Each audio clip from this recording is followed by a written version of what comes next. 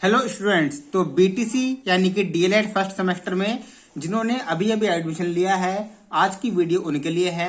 आज हम आपको दिखाने वाले हैं इनकी किताबें कौन कौन सी आपको पढ़नी होती है बीटीसी फर्स्ट सेमेस्टर में और इनका सिलेबस क्या क्या है। ठीक है, तो सभी किताबों को हम डीपली आज डिस्कस करने वाले हैं। तो सबसे पहले आपको बता दूं, यहाँ पर आपकी 8 किताब होने वाली है। ठीक है, पहली बाल विकास, दूसरी शिक्षण अधिगम, तीसरी विज्ञान, चौथी गणित, पांचवी सामाजिक अध्ययन और छठी हिंदी, सातवीं होती है संस्कृत और आठवीं होती है कंप्यूटर शिक्षा।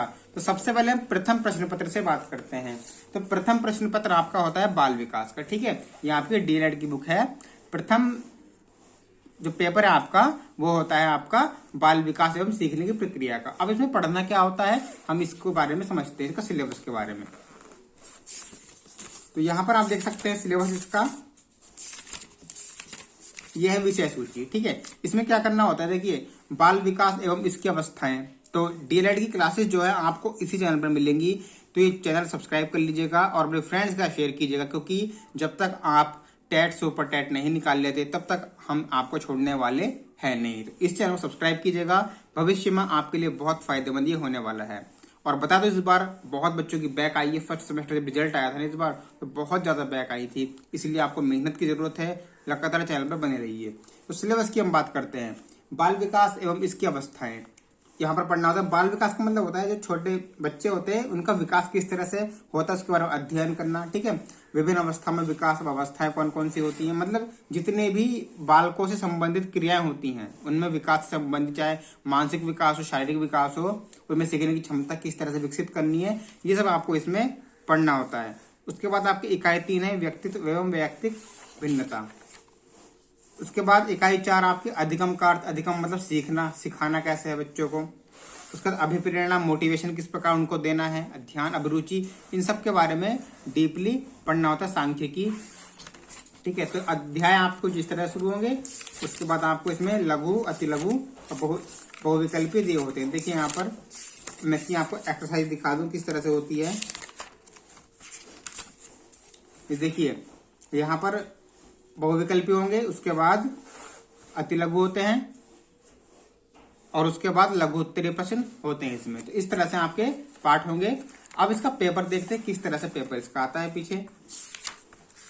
तो लास्ट ईयर का पेपर है यहाँ पर, ये इस तरह से इसका पेपर है। वस्तुनिष्ठ आएंगे 15, ठीक है, और लगभग 15 क्वेश्चन अति लघु होंगे 1-1 नंबर के, और फिर लघु उत्तरीय प्रश्न होंगे 10 2-2 नंबर के। ठीक है, तो 50 नंबर का इसका आपका पेपर आता है। अब पेपर 2 की हम बात करते हैं। पेपर 2 आपका होती है शिक्षण अधिगम। तो शिक्षण अधिगम का आपको सिलेबस देखते हैं पहले क्या है।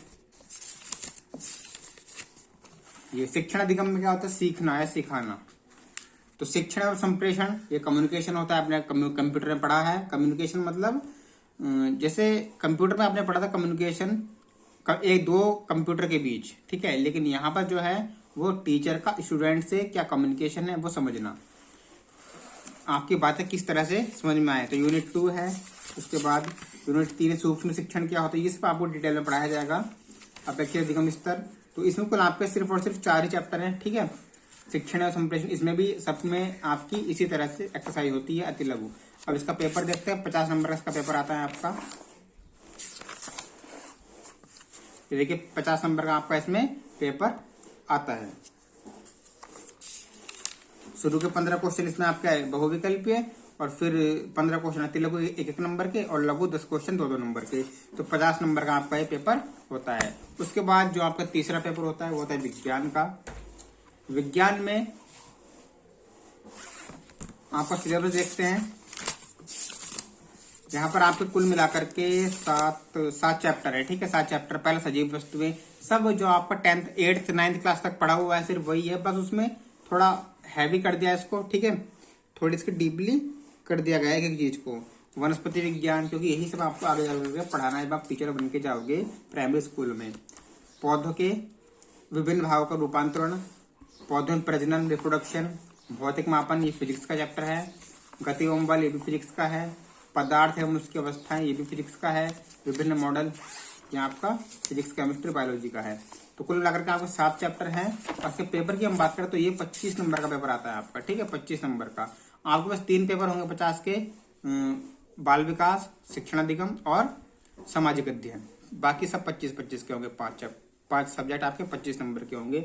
तो इसमें क्या होगा, जो 25 नंबर का पेपर है शुरू के 5 इसमें अति लघु होंगे, वो बहुविकल्पी होंगे, और उससे अगले 6, 7, 8, 9, 10, 11 6 आपके इसमें अति लघु होंगे, 6 से लेकर के 11 तक, और 12 से लेकर के 18 तक 6 क्वेश्चन आपके लघु उत्तरीय इसमें होते हैं। कुल मिलाकर के 25 नंबर का ये पेपर होता है। अब बात कर लेते हैं आपका चौथा पेपर गणित के सिलेबस के बारे में। तो गणित में बहुत ही जी से ज्यादा कोई सब्जेक्ट है नहीं, लेकिन सबसे ज्यादा फेल बच्चे इसी में होते हैं। इसके सिलेबस की हम बात करें तो इसमें कुल मिलाकर के आपके 9-10 चैप्टर है, ठीक है। पहला चैप्टर संख्या, भाई कोई सी भी किताब आप उठा के देख लो 10th क्लास तक की, पहला चैप्टर सब में संख्या ही आपको मिलने वाला है। संख्या तथा अंकों का ज्ञान, रोमन संख्याएं भी, स्थानीय मान है, घटाना जोड़ना, गुणा भाग पर आधारित संक्रियाएं हैं, नियम पढ़ने इसमें आपको। यहाँ पर आपका दशमलव, अपवर्तक, एलसीएम, एचसीएफ है ये।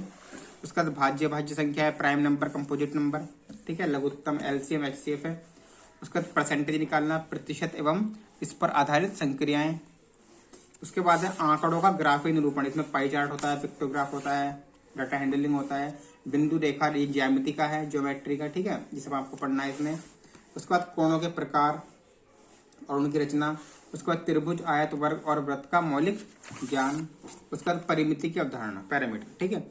इस तरह से आपको ये 10 चैप्टर पढ़ने हैं। और पेपर इसकी हम बात करें, बहुत इजी पेपर आता है, लेकिन थोड़े आपको टाइम की जरूरत, टाइम कम मिलता है, इसमें 1 घंटा का टाइम मिलता है आपको पेपर में बस, और एक दिन में 3 पेपर होते हैं। तो 25 नंबर का पेपर होगा आपका, शुरू के 5 इसमें बहुविकल्पी है, 6 से 11 आपके अति लघु, और 12 से 18 2 नंबर के लघु उत्तरीय। तो कुल मिलाकर के 25 नंबर का आपका गणित का पेपर होता है। उसके बाद हम बात करते हैं सामाजिक अध्ययन की। तो सामाजिक अध्ययन में आपको क्या करना है, सिलेबस की बात करते हैं पहले। तो इसमें सिलेबस आपको मिल जाएगा, वही 10 चैप्टर है सामाजिक में। पहला चैप्टर इतिहास के स्रोत एवं तिथि निर्धारण पद्धतियां, दूसरा चैप्टर है मानव की उत्पत्ति और विकास तथा नदी घाटी सभ्यताएं। उसके बाद वैदिक एवं उपनिषद काल, चैप्टर नंबर 3 है। चैप्टर 4 है सौरमंडल का परिचय। चैप्टर 5 है मानचित्रण, अक्षांश एवं देशांतर रेखाएं। उसके बाद चैप्टर नंबर 6 जो है वो है महाद्वीपों एवं महासागरों का परिचय। चैप्टर 7 है एशिया महाद्वीप में भारत। और 8वां है ग्रामीण एवं नगरीय निकायों का संगठन। 9वां है सड़क, रेल, यातायात एवं सुरक्षा। 10वां अर्थशास्त्र, राष्ट्रीय आय एवं आर्थिक विकास। तो ये है आपका सामाजिक अध्ययन का सिलेबस। अब इसके पेपर की हम बात करें, इसका पेपर भी आपका 50 नंबर, इसका 50 नंबर का होता है, ठीक है। तो शुरू के 10 इसमें बहुविकल्पीय प्रश्न होंगे। उसके बाद शुरू के 15 होंगे बहुविकल्पीय। उसके बाद 16 से लेकर के कहाँ तक, 20 तक ये आपके अति लघु, और 31 से लेकर के इसमें 40 तक आपके लघु उत्तरीय होते हैं। तो कुल मिलाकर के आपका 50 नंबर का सामाजिक अध्ययन का पेपर होता है। उसके बाद छठा सब्जेक्ट आपका आता है, छठा पेपर हिंदी का। सबसे पतली किताब जो है वो हिंदी की है, हिंदी और संस्कृत की, ठीक है। इसमें आपका सिलेबस की बात कर लेते हैं। सबसे पहले सिलेबस इसमें आपको मिलेगा ध्वनि का अध्ययन, ठीक है, ध्वनि का अध्ययन, ये इसमें आपको पढ़ना है। पहला चैप्टर ध्वनि, दूसरा देवनागरी लिपि, इसमें शब्दों की पहचान है। तीसरा चैप्टर विलोम शब्द, समानार्थी, पर्यायवाची, समान ध्वनि वाले। चौथा चैप्टर आपका इसमें है विराम चिन्हों की पहचान, भाई विराम चिन्ह किस तरह से लगाने होते हैं। उसके बाद लेखन कौशल, ठीक है, लिखना, सुलेख वगैरह, वर्तनी वगैरह। तो ये आपके यहाँ पर कुल 5 चैप्टर है, ठीक है। 5 चैप्टर का पेपर आपका इसी तरह से आता है। इसमें आपके 25 नंबर का पेपर होगा इसमें भी, और यहाँ पर 5 आपके बहुविकल्पी मिलेंगे। 6 से लेकर 11 तक इसमें आपके अति लघु होंगे, और 12 से 18 तक आपको 2 नंबर के लघु होंगे। तो कुल 25 नंबर का आपका ये पेपर होने वाला है। उसके बाद 7वां पेपर आपका होता है संस्कृत का। तो संस्कृत की हम बात करें, संस्कृत का सिलेबस की हम बात करें। सबसे पहले सिलेबस में आपके 7 चैप्टर हैं यहाँ पर, ठीक है। 7 चैप्टरों के नाम जान लीजिए।